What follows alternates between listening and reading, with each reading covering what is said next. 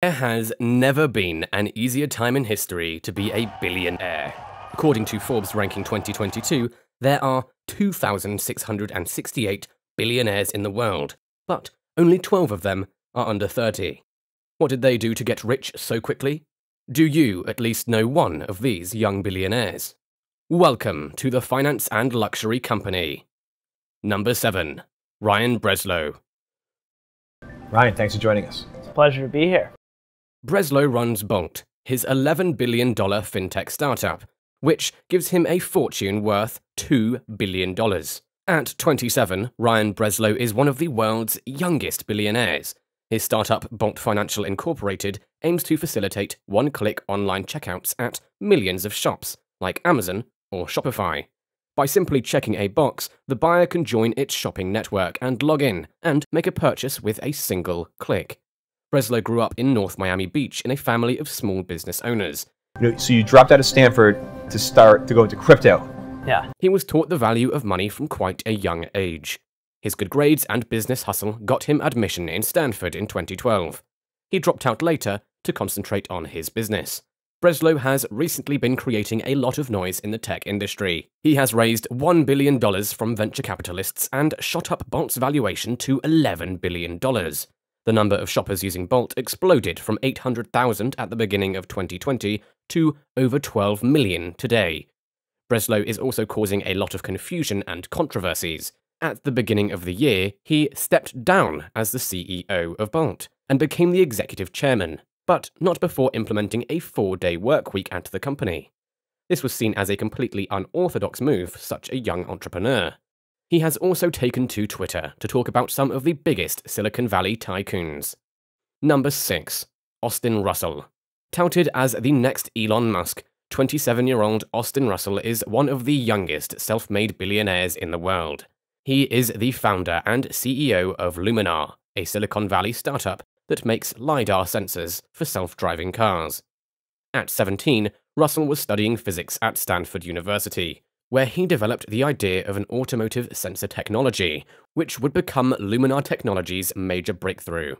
In 2012, though, he dropped out when he received a $100,000 fellowship from PayPal co-founder and billionaire tech investor Peter Thiel. Luminar develops automotive LiDAR, light detection and ranging, hardware, and software technology that uses lasers to detect and measure distance, and create a 3D map of the real-world environment that can be used in self-driving cars. Luminar's LiDAR sensors are being used by major automotive brands like Volvo, Toyota, and Intel's Mobileye. Elon Musk, however, doesn't seem to agree with this technology.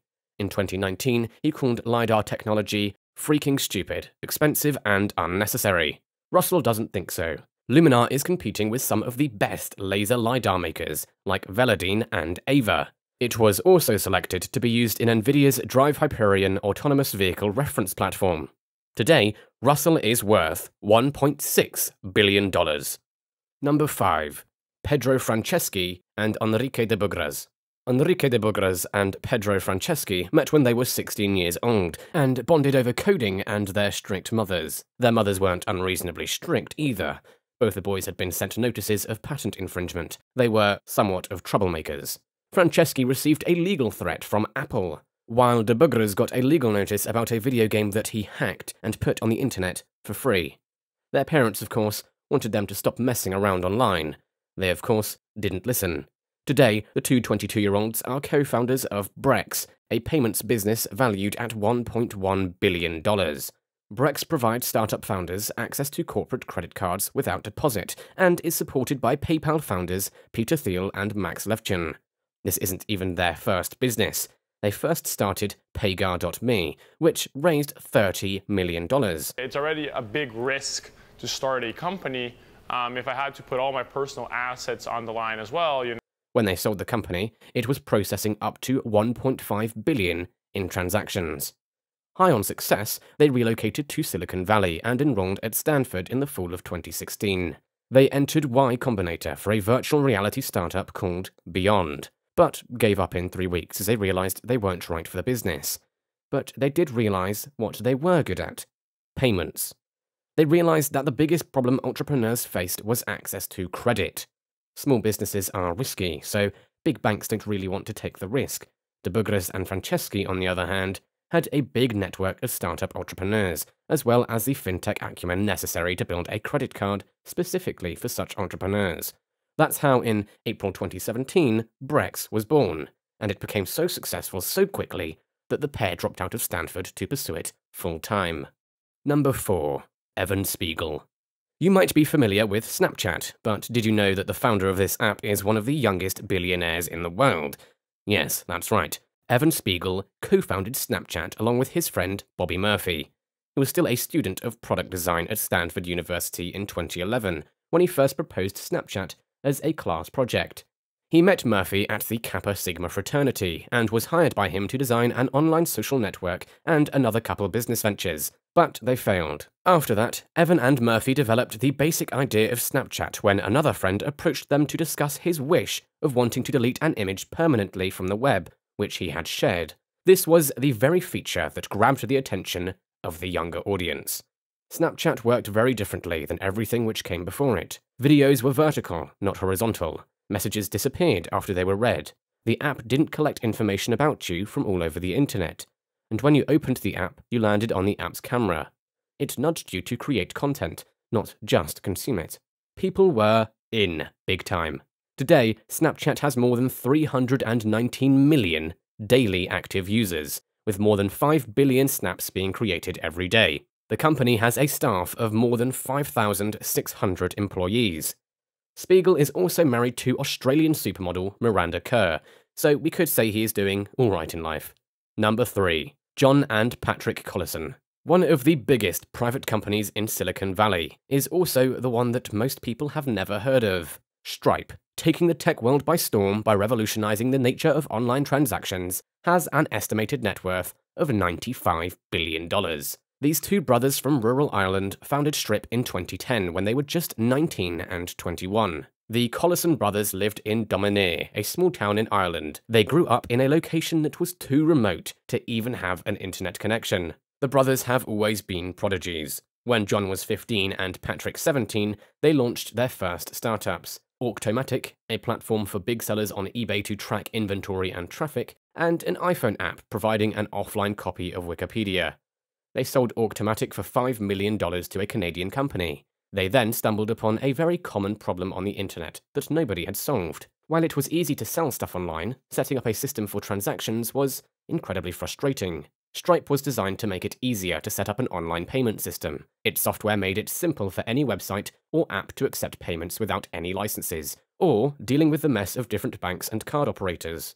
In return, Stripe levies a 2.9% fee. This is not the only company that has tried to do this, but Stripe became successful because its business model was very straightforward. It got the nod from startups like Lyft and Facebook, and even Elon Musk. Yes. Each brother has a stake of at least $11 billion. At the age of 27, John Collison was the world's youngest billionaire at the time. At least he has his equally rich brother to keep him company at the top. Number 2. Alexander Wang. Even as a kid, Alexander Wang was a math whiz and coding champion. At 25, he is the world's youngest self-made billionaire, with PayPal and Toyota as his clients. Tech entrepreneur Alexander Wang is the founder of Scale AI. His company helps businesses deal with the data preparation needed to train AI systems.